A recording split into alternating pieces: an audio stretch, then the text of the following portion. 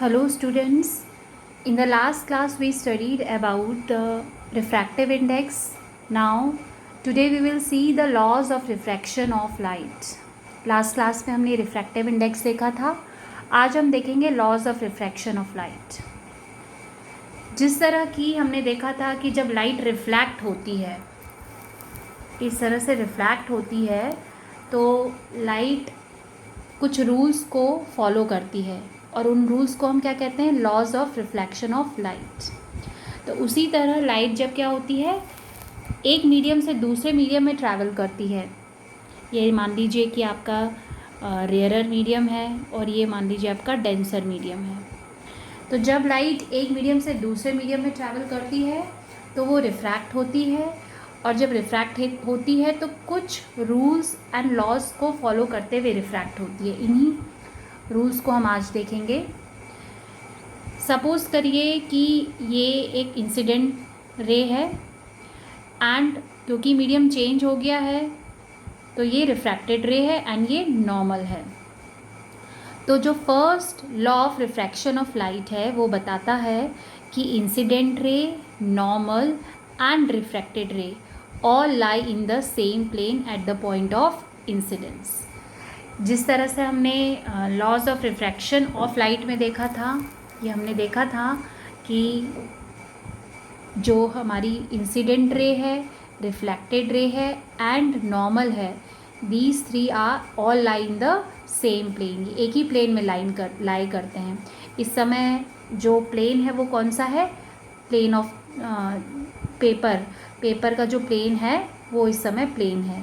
तो इसी तरह से जो ये है इंसिडेंट रे है, नॉर्मल है एंड रिफ्रैक्टेड रे है, these three all lie in the same plane. And now at this moment the plane is plane of paper. ये प्लेन जो है पेपर का, ये आपको दिख रहा है, ये इस समय प्लेन है. तो आपको दिख रहा है ये तीनों इस समय इस प्लेन ऑफ पेपर में बनी हैं, मतलब इसी में लाई करती हैं. ओके, तो first law it states that incident ray,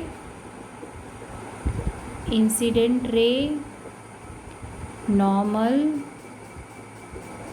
and refracted ray all lie in same plane at the point of incidence.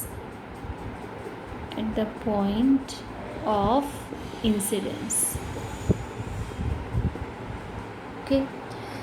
Now second rule जो है, सेकंड लॉ जो रिफ्रैक्शन ऑफ लाइट का है, उसे हम कहते हैं स्नेल्स लॉ भी कहते हैं. स्नेल्स लॉ, क्योंकि इसे स्नेल्स ने दिया था तो इसलिए हम इसे स्नेल्स लॉ भी कहते हैं. इसको हम समझते हैं. इसके लिए again we will see an example. एक एग्जाम्पल देखते हैं. Suppose there is a pair of media. एक हम मीडिया का पेयर लेते हैं. ये फर्स्ट मीडियम जो है M1, ये है हमारा एयर एंड सेकंड मीडियम है ये हमारा ग्लास. जब लाइट ट्रैवल होगी एयर से ग्लास में तो definitely air is rarer medium and glass is denser medium.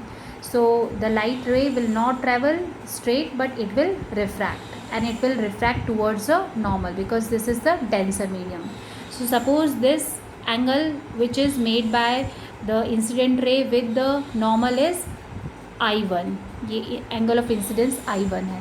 And this angle made by the refracted रे with the normal is R1.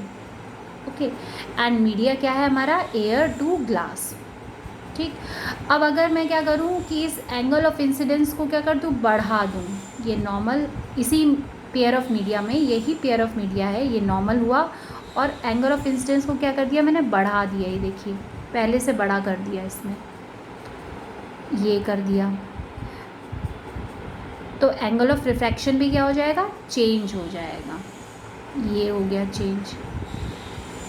ठीक, इसे मान लीजिए ये एंगल ऑफ इंसिडेंस जो नया है I2 है और नया एंगल ऑफ रिफ्रैक्शन क्या हो गया, R2 हो गया. अब अगर इसी पेयर ऑफ मीडिया में, सेम पेयर ऑफ मीडिया में मैं एक और चेंज कर दूँ, एक बार और एंगल ऑफ इंसिडेंस को क्या कर दूँ, चेंज कर दूँ और बढ़ा दूँ. ये बढ़ा दिया मैंने इस तरह से. तो ये नया एंगल ऑफ इंसिडेंट क्या हो गया हमारा, I3 हो गया, I3 हो गया। तो एंगल ऑफ रिफ्रैक्शन भी चेंज हो जाएगा, है ना। तो एंगल ऑफ रिफ्रैक्शन मान लीजिए ये हो गया, ये एंगल ऑफ रिफ्रैक्शन R3 हो गया, R3। तो मैंने क्या किया, पेयर ऑफ मीडिया को सेम रखा, यानी एयर और ग्लास, इसी मीडिया में मैंने क्या किया, एंगल ऑफ इंसिडेंस को हमेशा चेंज करती गई। तो जब मैंने एंगल ऑफ इंसिडेंस को हमेशा चेंज किया तो एंगल ऑफ रिफ्रैक्शन भी इस तरह से चेंज हुआ कि हमेशा साइन ऑफ रेशियो जो होगा, ratio of sine of angle of incidence to the sine of angle of refraction, it will come out as constant. वो हमेशा कांस्टेंट ही आता है।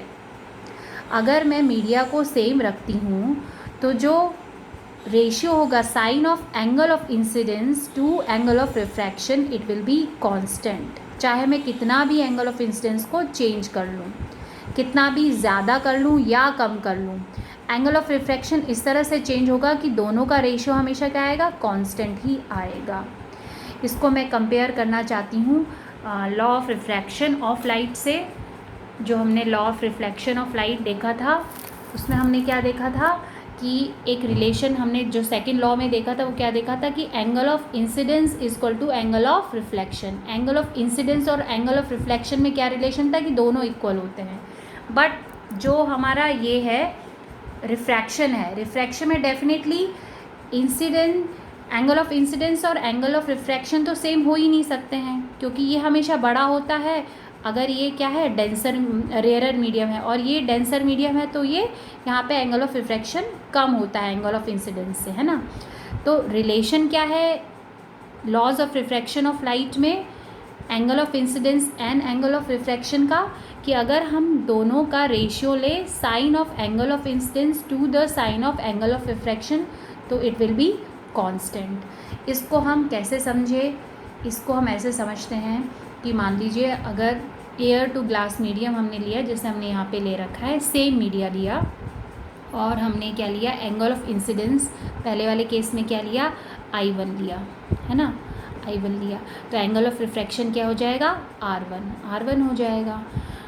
ठीक है, तो अगर हम इसका रेशियो निकालें, यानी कि sine of angle of incidence to sine of angle of refraction R1 निकालें, तो इसकी वैल्यू हमेशा क्या आती है, अगर हम मीडियम एयर एंड ग्लास ले रहे हैं और लाइट एयर से ग्लास में जा रही, तो हमेशा sign I1 upon sine R1 की वैल्यू कितनी आएगी, 1.50।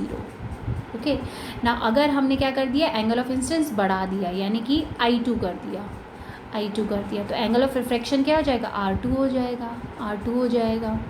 तो अब जब हम इसका नया रेशियो लेंगे, sine of angle of incidence I2 upon sine of angle of refraction R2, when we'll take the ratio, then again we will get the same ratio, that is 1.50। तब भी हमें 1.50 ही वैल्यू मिलेगी।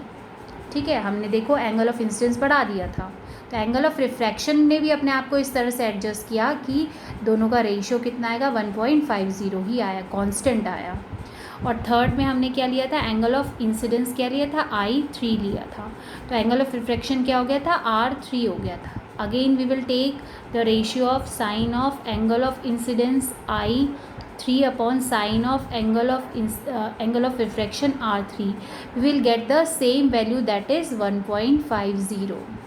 तो हम क्या देख रहे हैं, हम देख रहे हैं कि हम एंगल को कितना भी चेंज कर लें, एंगल ऑफ इंसिडेंस को हम कितना भी चेंज कर लें, एंगल ऑफ रिफ्रैक्शन अपने आप को इस तरह से एडजस्ट करता है कि दोनों का रेशियो हमेशा कांस्टेंट ही आता है।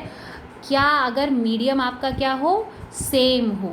यहाँ पे हमने मीडियम एयर टू ग्लास लिया है, तो medium for given pair of media, the ratio of sine of angle of incidence to the sine of angle of refraction is always constant. तो स्नेल्स लॉ क्या बताता है, स्नेल्स लॉ बताता है कि for a given pair of media, अगर जो medium है उसे आप हमेशा सेम लेते हैं, एक जैसा लेते हैं, for a given pair of media the ratio of ratio of sine of angle of incidence to the sine of angle of refraction,